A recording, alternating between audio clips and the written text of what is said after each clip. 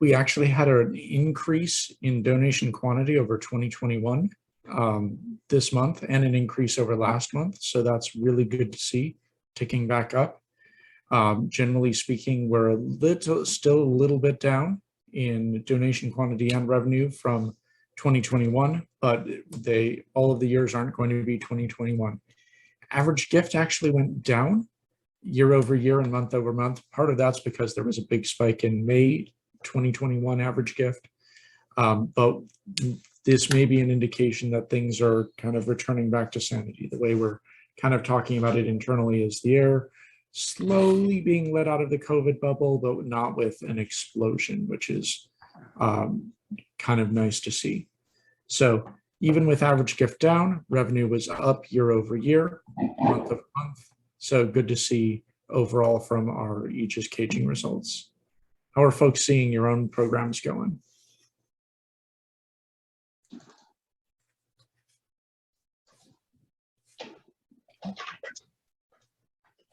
Actually, we're seeing more of a drop off from the first of the year. Okay. But, our cager's quite a ways behind, so I'm reluctant to say that we're down as much as I see at this particular point, because they're still trying to catch up. And I would say that generally speaking, we are seeing more variability among clients than usual. We discussed on our leadership call yesterday, we have some folks where acquisition is holding steady or even up, and donor programs are down, which is the reverse of how, usually acquisition is the more sensitive of the things. Sometimes it's flipped around from there. Sometimes everyone is up, and sometimes we're seeing both acquisition and donor trailing off a bit. And it's especially true, we're seeing, and Terry, I'm sure you know this firsthand, when caging results are behind, we're seeing decreases in retention, 2 percentage points plus or minus, but that obviously adds up since retention does iterate. We have a note in the chat that we have a May that didn't live up to expectations, and it was down from last year. Yeah, that's March of Dimes. Yeah. And we're seeing, the other trends we're seeing in caging is, in the past, you could pretty much predict what each day was going to look like. And we've been seeing wildly varying, like going from 7,000 piece days to 1,500 piece days, like overnight. And it's just, it's very bizarre. There haven't been any response trends that have followed any patterns from past years. I was going to ask you, are you seeing any differences between types of organizations? Like, is health doing, like, how is health compared to like veterans or that sort of thing? Let me dig more into that. I don't have specific by sector. I do know that we saw some of the veterans charities tick up right after the Ukraine invasion. As people were thinking about veterans issues, we've seen a little bit of food bank ticking up, but I don't know about health. So let me research a little bit more about that and get back to you if that's okay. Sure, thanks. Okay. I'm making a note. I'm at that point right now where if I don't write it down, it does not exist. So there we go. I will get back. And we have another note in the chat. Similar experience on our end that May was not living up to results. So yeah, it does seem to be kind of generally in, we are not knocking the cover off the ball as a sector like we were 2020, 2021 with that great kind of variability going in. One of the questions that we've received a little bit is how much is inflation related to that?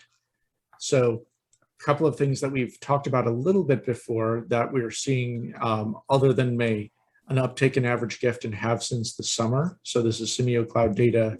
So not just more clients, it's kind of across the sector board.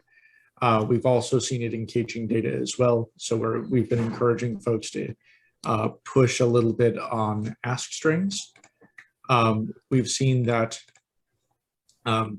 giving tends to react to the stock market and consumption expenses.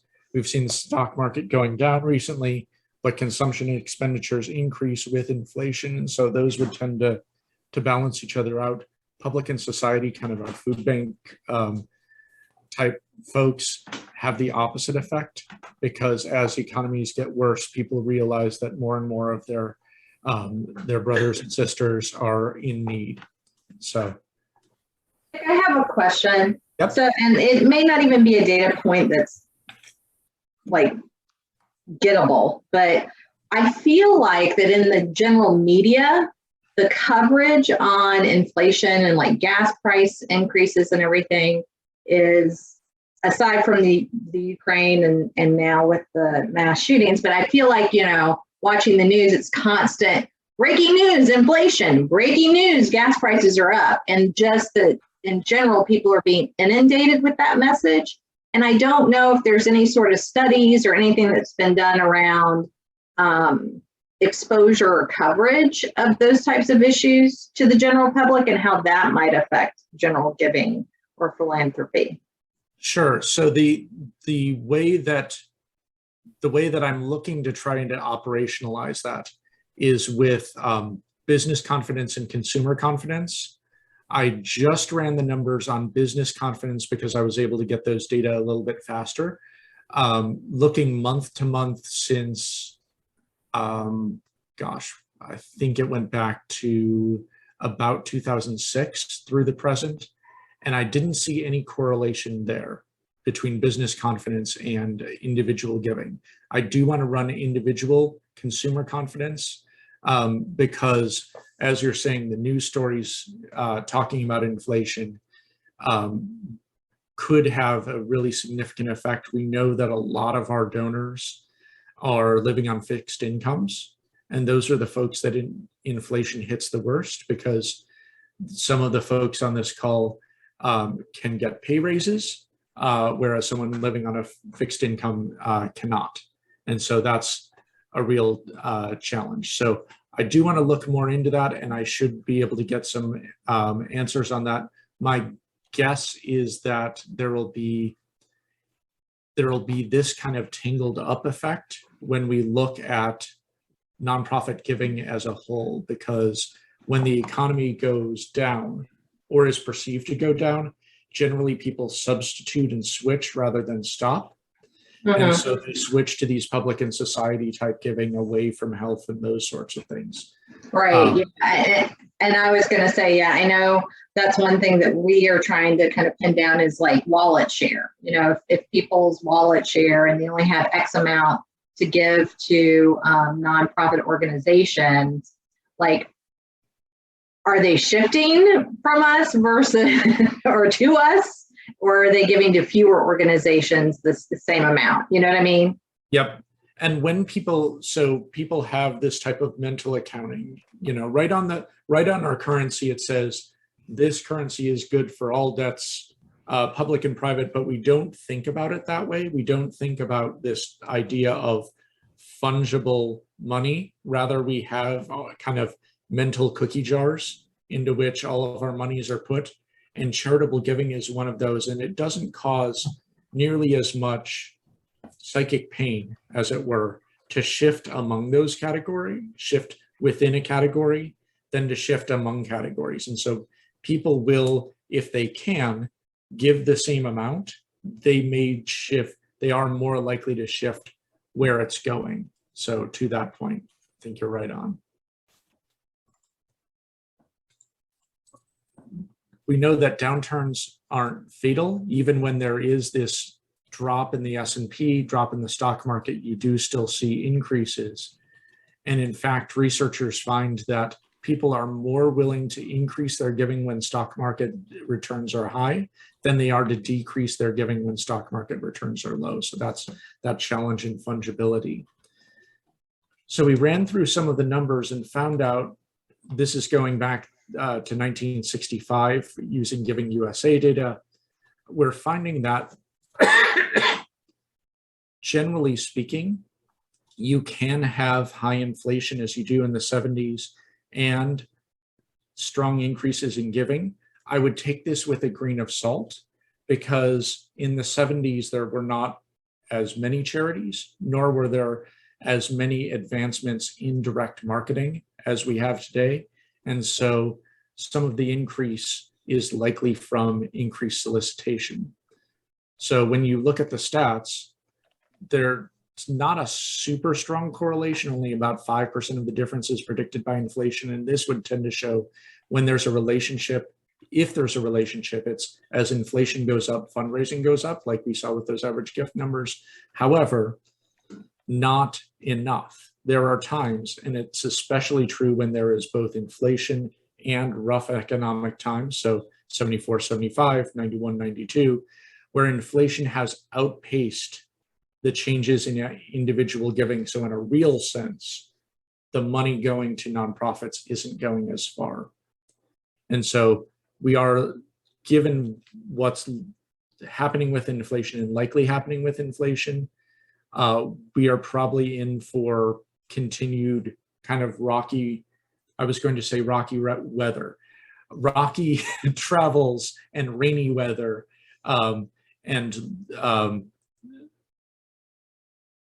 In the year ahead.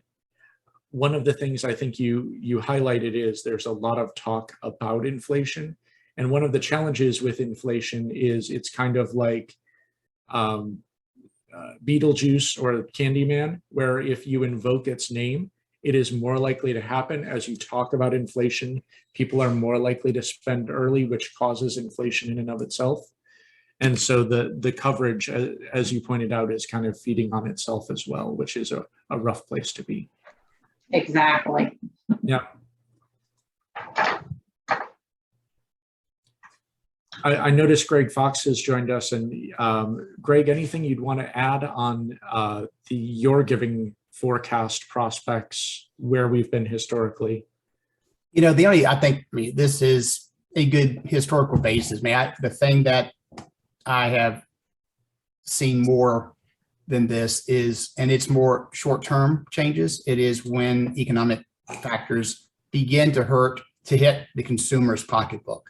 And, you know, I use an example of a client who was having a great year back before the gas shortages, or the gas price went to $4.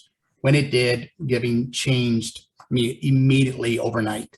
And it was sustained for about a 2 to 3 week period of decline. And it was a pretty hard hit, but it quickly returned back to a normal state once people got a little bit comfortable with the way things are. So I think, and one thing that we want to do more is look at the correlation between things such as $5 gas prices or $6 gas prices.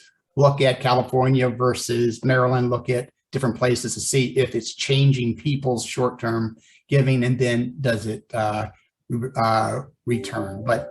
And we also find that the older people tend to be living on fixed incomes, and they seem to be more impacted by this. So I think it would also be interesting to look at during the time frames, like how much of the content of news shows, the 24-hour news shows, is around inflation and gas prices, like another overlay of that.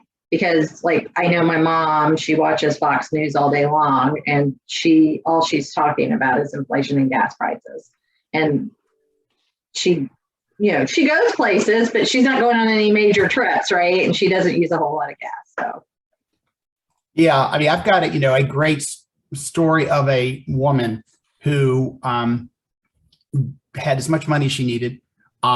She every day since her husband died, she went to the store to get flowers every single day, and she put those flowers on her kitchen table. Her son went to visit her one day, no flowers on the kitchen table, and he asked why, and he says, "Oh my God," she said, "Have you seen the cost of goods? Have you seen gas prices? Have you seen blah blah blah?" So she changed a behavior that was like 20 years because the price of gas went up.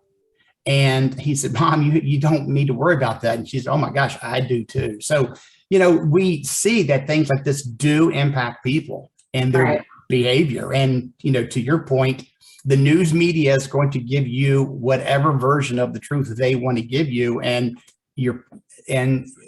so those are things that we can't typically control here. So right, it just would be interesting to have that overlay. And I wish I could say my mom has stopped going to Home Goods and TJ Maxx.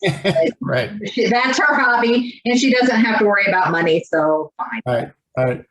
Well, and there's now stories of retailers. So retailers are getting a number of the goods that they had ordered late because of supply chain issues. And so now still places like Kohl's and TJ Maxx and those types of stores are having greater inventory than they had ever had before. And so there's this whipsaw effect where, and I remember the case that we talked about in business school was there was a car manufacturer that couldn't sell its green cars. And so it did two things simultaneously. It started putting green cars into every one of its advertisements, and they stopped making green cars, both of which are rational solutions. But then when it came back around and everyone wanted green cars again, they weren't making them.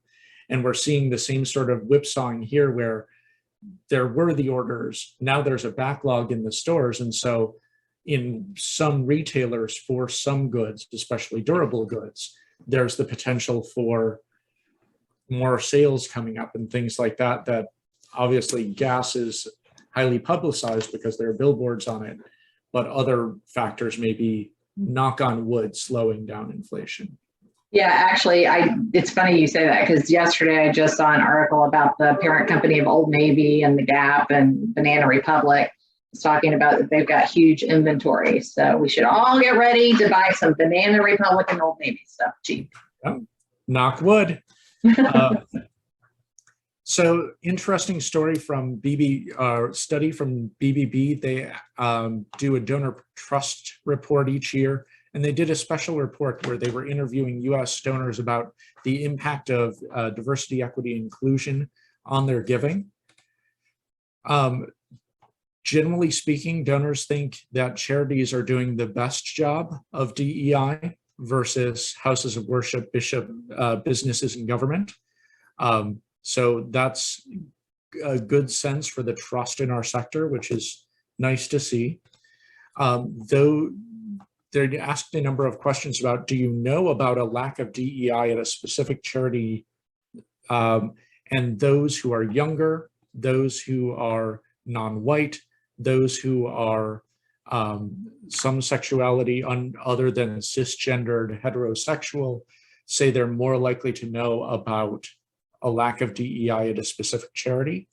Not too surprising, but it is kind of illustrative to see it in these numbers. And so when you look at, when you have that discussion every year with the board member that says, we need to pursue millennials, we need to pursue Gen Z, there are also some things that they're going to be looking for that our charities need to be able to provide. They also, Gen Z also needs probably 20 years to be an effective or more to be an effective donor group. So there's that as well. Yeah. So Nick, I was supposed to, ask in terms of that question, most of the donors and the baby boomer and stuff, if you really just use DEI, will they really even understand what that means? So I'm not surprised here to see the younger generations definitely having more visibility into it. So, yep. And then to that point, Greg, great setup here. Hearing about a lack of DEI in a charity near you varies by the sector of the donor. And if you look at the sectors, they also correlate fairly strongly in my mind to the youth of the donor that would be looking into them. We were talking yesterday that veterans organizations, nonprofit hospitals, generally speaking, skew toward older donors. Educational environment, arts, and civil rights skew toward younger donors. And so there's, if you were going strictly off of age, you could probably make this chart fairly well without having talked to any donors at all. Donors look at representation. About as many say that things like race and ethnicity, disability status, and those sorts of things on a board and staff is of high importance. Say low importance, there's a vast kind of middle category, and we'll We'll talk more about how this manifests in a second. Same thing in the representation in the community served by the charity. It does vary significantly based on the person. Younger donors felt it was more important. Also, those folks who are non-white felt it was more important that there's diversity in staff and diversity in the people served in the community as well. So as we talk about reaching more diverse donors, we also need to be talking about reaching more diverse audiences with our programming. A plurality of donors say they would not donate, and then there's also a would want to know more and get more context in yellow here. Would not donate if they found out that the charity's culture tolerated discrimination against people served, discrimination against staff, or had insensitive language in their solicitations. People are a bit more tolerant of their staff and their board not being diverse. Only 17% say they would not donate. Now, the trick is that we all know on this call that losing 17% of your donors would be a tragedy. There's also, I would say, probably a desirability bias. There are people who are definitely likely saying, I would not donate if the charity staff were more diverse, who wouldn't do that. The thing that boggles my mind is you have a consistent 8 to 10% who say, if I found out my charities were discriminating, I would donate more, which also is probably a bit of a performance, but does show that when people ask who's against DEI efforts, now you know 8 to 10% of donors are. I'm sorry if I missed this. What was the sample size on this? This is about 2,000 American donors, I think 2,100. They also talked to Canadians, but that was a separate part of the report. Okay, thank you. No problem. Those who said they'd be less likely to contribute said about half of them said they'd give again as soon as they know that the charity would react appropriately. 18% said never again, and then you have some variability in the middle. Those who said they would stick with an organization, more than half of them said the cause is more important to me.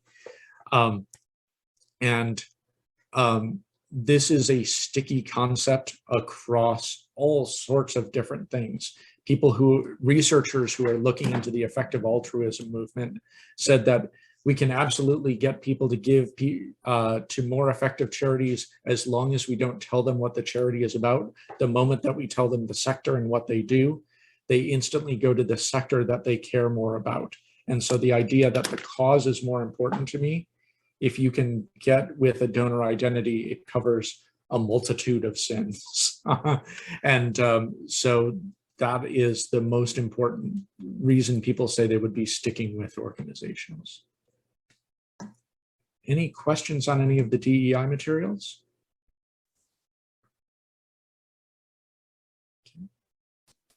I guess no question, just, sorry, I'm being very talkative today. No, this is why this is a conversation. Absolutely, jump in. Just the statement that, you know, March of Dimes as an organization, we are very, DEI is very important to us as far as our forward-facing, you know, marketing persona, our brand, and the conversations that we have internally that as a fundraiser, I have to have is, while the people and the constituents that we serve and the demographics that, like you're talking to here, where DEI is very top of mind and important to them, for our 75 plus female donors in direct mail and in direct response, and even in general, just donors, you know, it might not be as important to them. So talking about inclusive language or changing terminology from things like breastfeeding to chest feeding in a fundraising appeal actually would probably do more harm than good, right? So it's just interesting having those conversations and having this data, which I already knew, but you know, it's just, it's a challenge that we have here. To your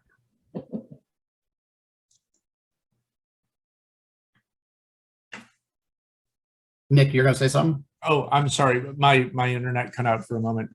I was just going to say that I think exactly to that point, you have two things that are simultaneously true, that because of the changing demographics of the country and of the donors that we're trying to reach, DEI is getting more and more important each day. And that's one. The two is that it is still, because of our existing donor base, to your point, not changing from breastfeeding to chest feeding in fundraising materials for our current donor base isn't going to be something that's vital. And in fact, to your point, if you're getting away from familiar terms like that, could really throw some people. And so one of the things that we talk about in our white paper on diversifying your donor file is that given personalization, given customization, and given in all these tools that we have today, we need not have the same message to everyone. And age is generally not the best predictor of things. You can look at all of these other demographic variables here, but as we change our language, we can figure out where that language change would help, where it would hurt, where it would be neutral, and those sorts of things. It is a challenge because you do have some organizations that are making decisions, making fundraising decisions based on non-fundraising outcomes. Right. So And Nick, that is always right. a challenge. Right. So Nick, you've got issues where they, let's just say, organizational leadership on their DEI, it's okay, we're going to put more diversity on our website. We're going to show pictures of Hispanic people and African Americans, but yet you go and you look at, well, 95% of my visitors are white. So that's sort of the correlation between knowing who your audience is and what those audiences want and what's relevant to them is going to be a constant challenge. And I see it happening in fundraising as well. So there is this balance that has to continue to be made. Yeah. To drastically oversimplify it, we want to create materials in Spanish for people who speak Spanish.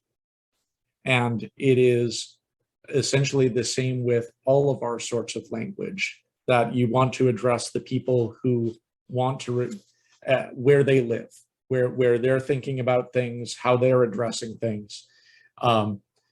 And yes, on things like DEI, we certainly aren't going to appeal to those we're not going to intentionally appeal to those 8 to 10% that say, if you have a good DEI scandal, I'm going to be giving more to you. That's not what we're all about. But that the way we present it to different people is going to be different.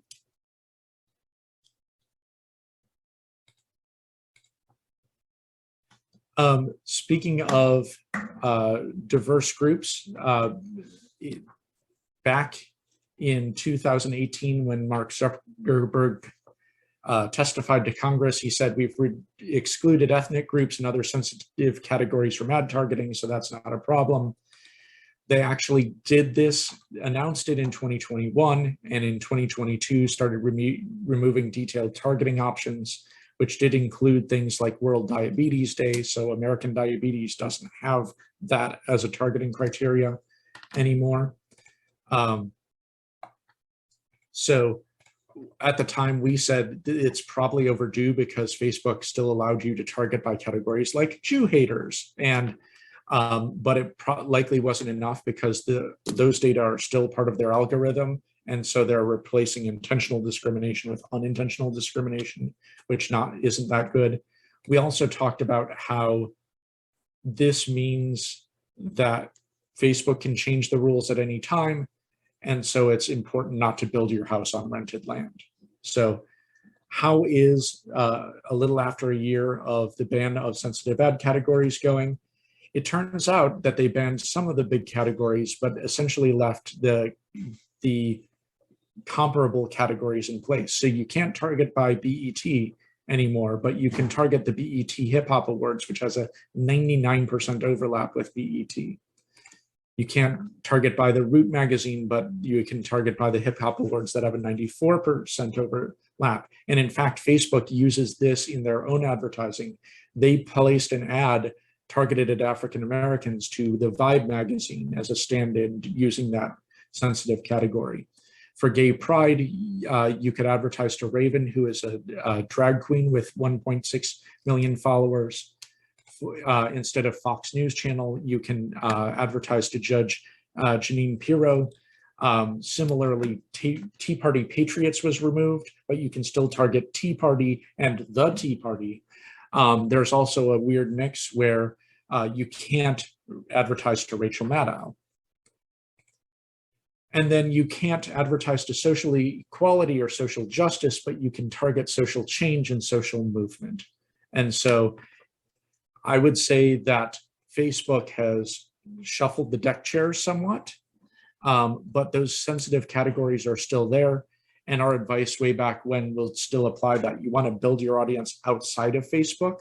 Facebook has a great network, but using their categories isn't going to be as robust as using categories that involves donor data, like a co-op, like your own records, incorporating donor data. And so, yes, you can advertise through there, but build your audiences outside, or you'll be subject to this sort of change and you won't be able to use all of the data that's productive. In our potpourri section, I'll blow through this because I know we are over time because of the great discussion today. Thank you so much. This is Bored Ape Yacht Club number 8398. And the reason I mentioned him is last time we talked a little bit about NFTs and how they're contributing to charity. And this is a weird enough story, it's worth presenting. Seth Green had bought this ape and wanted to, because he then owned the intellectual property around it, he named it Fred Simeon and created a television show around it called White Horse Tavern. However, he was involved in a phishing scam where he lost some of his NFTs and thus the intellectual property to it. And so his Bored Ape series had to be canceled because he no longer, quote, owned, unquote, the NFT. So it is a weird world out there, not the least of which that people are buying NFTs to try to create TV shows off of. In more happy news, I would say, scientists have discovered the world's largest plant and world's largest organism of any type. It's a seagrass meadow that has been cloning itself for 4,500 years. And it's all connected underneath the ocean surface. And so it covers 70 square miles and it is one organism. Just very interesting stuff. A couple of plugs for some educational opportunities. We have a webinar up August 23rd about the power of integration to capture and retain new donors. You can also see that on our website at the more education section. We have a webinar section. We have a new white paper up called Navigating the Changing Mail Prospecting Landscape, partnership with our friends over at Audience First Media. So that's up under our white papers. And I'd be remiss if I didn't give a brief plug to some of our bridge sessions. I'm doing the Understanding Your Donor's Brain with Jeff Peters and Dr. Steve Aguas from our Neuro Fundraising Lab. Our Connected TV session is going to be with Melissa is going to be a part of that session. So thank you for being a part of it. You can join Melissa and the team there. Growing Your Membership Program is CDR and Mount Vernon's Ladies Association. And then the Power of Integration to Capture and Retain New Donors is with Edge Direct and Shriners Children's. So should be some great sessions at Bridge. Hope to see you there. And the Ted Lasso breakout should be one of the best breakout sessions of the Bridge, just saying. I am so excited. The CTV results that we are seeing are pretty incredible. So 2 years ago, ancient times, given in COVID time, we wrote our white paper about engaging in DRTV. And in that white paper, we talked about how connected TV, it's a little bit more expensive. We haven't really cracked the nut on it. And so try it as a strategy, but we need to go back and change that white paper. We need to go back and change our sustainers white paper. I'm working on both of those right now because connected TV has been a really effective technique. It has. Yep. So As some doors, not that doors are closing over in mail or digital or anything like that, but as doors eke a little bit more closed, others open, and it's great to see that progress.